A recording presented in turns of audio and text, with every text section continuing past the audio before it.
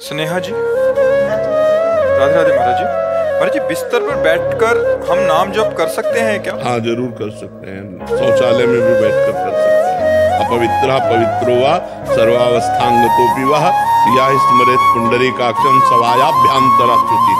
वाय और अभ्यंतर से परम पवित्र रहता है जो भगवान का नाम जप करता है। गुरु मंत्र नहीं जप सकते। जिस बिस्तर पर गृहस्थ धर्म का प्रयोग होता है उस बिस्तर पर गुरु मंत्र नहीं जप सकते। शौचालय में गुरु मंत्र नहीं जप सकते।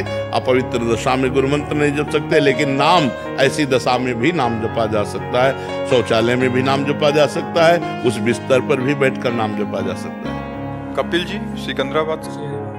श्री हरिवंश महाराज जी। महाराज जी, गोस्वामी तुलसीदास जी महाराज जी कहते हैं कि जा पर कृपा राम की हुई ता पर कृपा करें सब कोई। महाराज जी, लेकिन महाराज जी फिर भी देखा जाता है कि लोग पूर्व में भी और अभी भी भगवत प्राप्त महापुरुषों से भी द्वेष करने लग जाते हैं। महाराज जी, ऐसा इसका भाव या इसका रहस्य क्या है?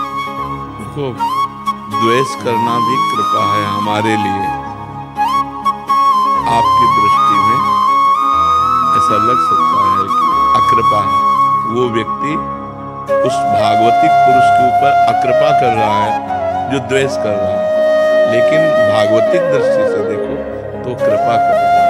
वो द्वेष करके जब प्रतिकूलता और अपमान करेगा तो उसको अपनी स्थिति का अनुभव होता है। जब हृदय शांत और निर्विकार होता है तो वो उसकी स्थिति का अनुभव कराने में, स्थिति को परिपक्व करने में सहयोगी हुआ तो कृपा हुई कि नहीं हुई?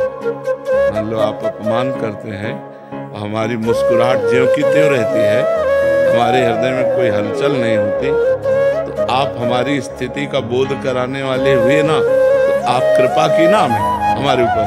इसलिए अकृपा है नहीं। सब पर भगवान की जो कृपा है वो सब तरह से आती है। भगवान की कृपा अनुकूलता में भी है और प्रतिकूलता में भी है, सम्मान में भी है, अपमान में भी है, आदर निरादर, निंदा स्तुति, सब में भगवान की कृपा को जो देखता है वही वास्तविक देखता है। जो ऐसा नहीं देखता अभी उसकी दृष्टि ठीक नहीं है। समझ पा रहे हैं? एक शिष्य जो उनसे समर्पित है उसका क्या करता है? अगर कोई उनके गुरु की निंदा करता है तो कान में उंगली डाल के चल देना चाहिए, क्योंकि संसार की अलग अलग दृष्टि है। तो वो अपनी दृष्टि में, लेकिन हम देख रहे हैं हमारे भगवान इस रूप में भी है, हमारे भगवान इस रूप में है।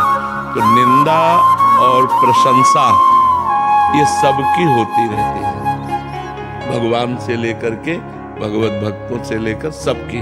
तो उनमें से जिनकी दैवी बुद्धि होती है वो तो श्रद्धा करते हैं, और जो आसुरी बुद्धि के लोग होते हैं वो अपने आप द्वेष करते हैं संतों से। वो बुराइयां ढूंढ करके बुराइयों का वर्णन करते हैं, अपनी मानसिकता की बुराइयां। तो हमारे जैसे गुरुदेव की कोई निंदा करे तो संत शंभु श्रीपद अपवादा, कही सुनी तहाँ असमर्यादा, काटी जीभ तासु जो बसाई, श्रवण मूंदी न तो चले पाए। तो हमको दूसरा पक्ष अच्छा लगता है, तो कान मूंदी न तो चले पाए, श्रवण मूंदी न तो चले, कान में अंगुली डाले राधा राधा वहां से चल देते। वो उसका विचार है, उसकी धारणा है, हमको अपने भाव से चल देना चाहिए। आज तक कभी एक पक्ष नहीं मिला, दो पक्ष सदैव रहे, इसीलिए इसका नाम दुनिया है। भगवान श्री कृष्ण को भीष्मादि महापुरुष परब्रह्म परमात्मा तत्व देखते थे, और दुर्योधन, वही दुर्योधन भगवान की निंदा करता था, भगवान को बंदी बनाने की सोचा, क्या क्या नहीं भगवान के प्रति उसने भाव किया।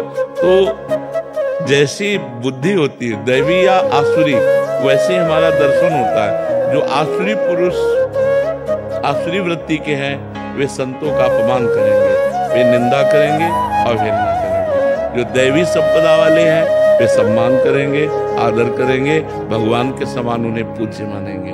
तो हमको जानना है कि आसुरी वृत्ति का है, ऐसा मानकर छोड़ देते हैं। जैसे पागल आदमी गाली दे तो हम उस पर ध्यान नहीं देते, ऐसे कोई गुरु की निंदा करे, संत की निंदा करे, हम उसकी बातों पर ध्यान नहीं देते, चल देते हैं। बातुल भूत विवश मतवारे, ते नहीं बोले ही बचन विचारे, तिनकर कहा सुनी नहीं काना। जो बुद्धि शुद्ध नहीं है तो कुछ भी बोल सकते हैं, कुछ भी बोल सकते हैं।